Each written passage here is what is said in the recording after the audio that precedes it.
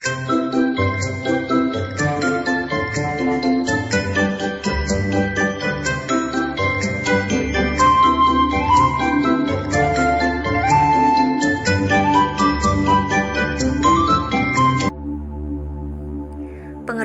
politik dalam Islam.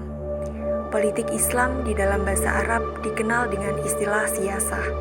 Oleh sebab itu, di dalam buku-buku para ulama dikenal istilah siyasah syariah. Dalam Al-Muhit, siyasah berakar dari kata sasa yasusu siyasatan, yang maknanya mengatur, mengelola, dan mengurus. Al-siyasah juga berarti membuat keputusan, mengatur kaum, memerintah, dan memimpinnya. Sedangkan secara istilah, politik Islam adalah pengurusan kemaslahatan umat manusia sesuai dengan syara'. Pengertian siyasah lainnya oleh Ibnu Aqil, sebagaimana yang dikutip oleh Ibnu Qayyim. Politik Islam adalah segala perbuatan yang membawa manusia lebih dekat kepada kemaslahatan dan lebih jauh dari kemafsadatan, sekalipun Rasulullah tidak menetapkannya dan bahkan Allah SWT tidak menentukannya.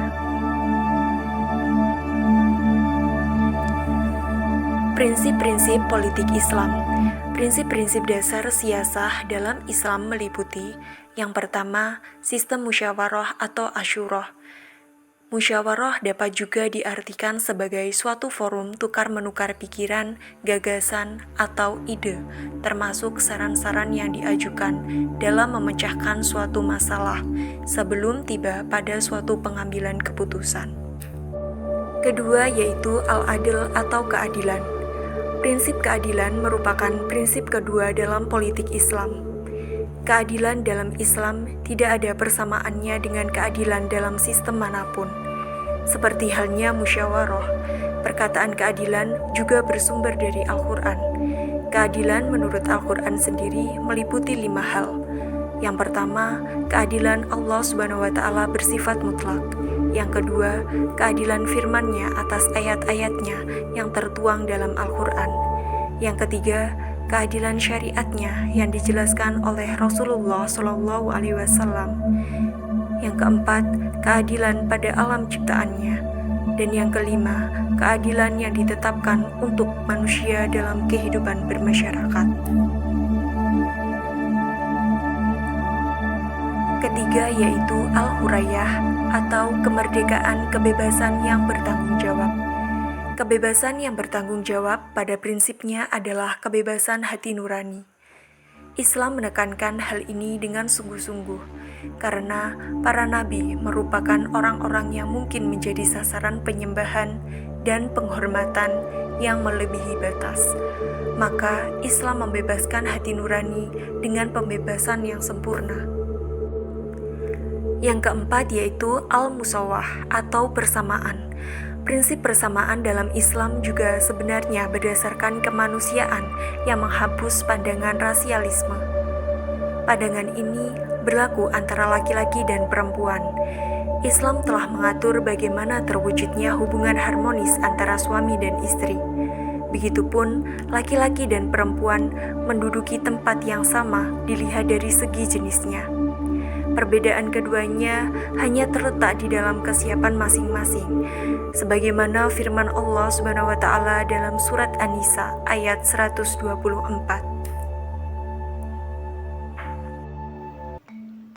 Hubungan demokrasi dan Islam.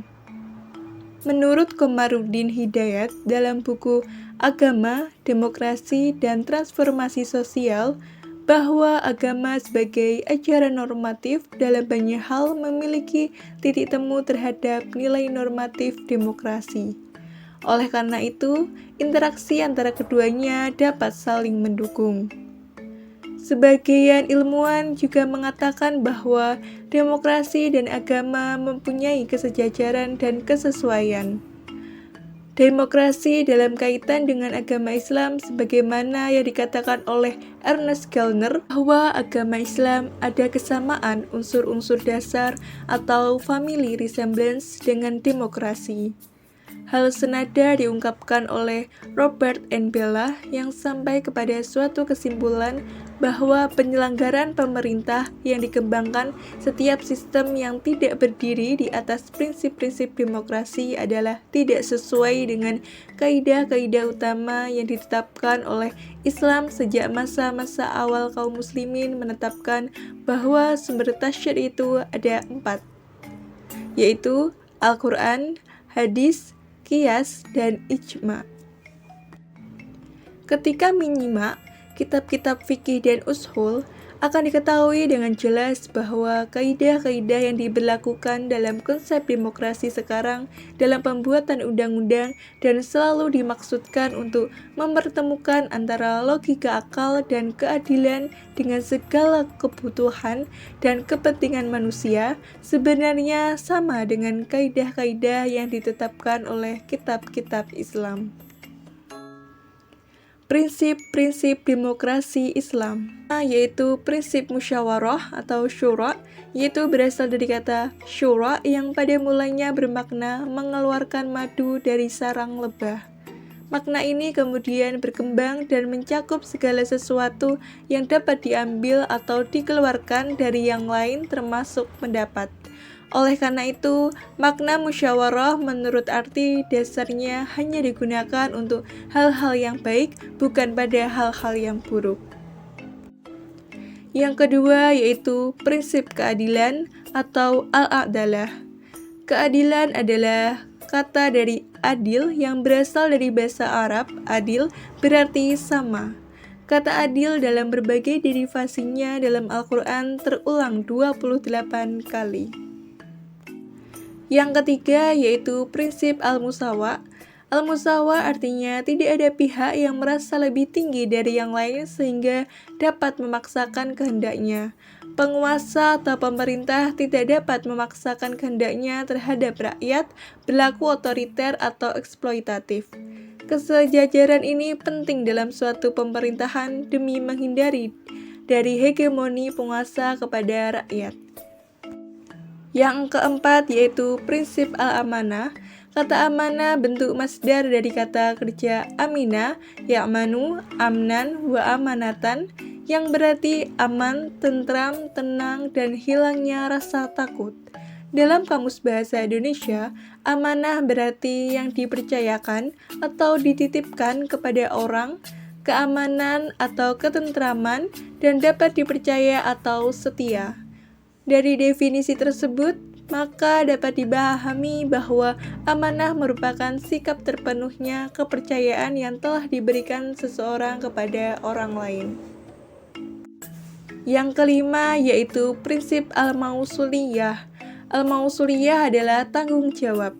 Setelah amanah itu ditegakkan, maka pemimpin harus mempertanggungjawabkan amanah itu di depan rakyat dan di depan Tuhan. Oleh karena itu, seorang pemimpin kedudukannya sebagai pelayan umat, sehingga setiap pengambilan keputusan kemaslahatan umat menjadi prioritas. Yang keenam, yaitu prinsip persaudaraan. Di dalam bahasa Arab, biasa dikenal dengan ukhuwah. Kata persaudaraan terambil dari kata yang pada mulanya berarti memperhatikan.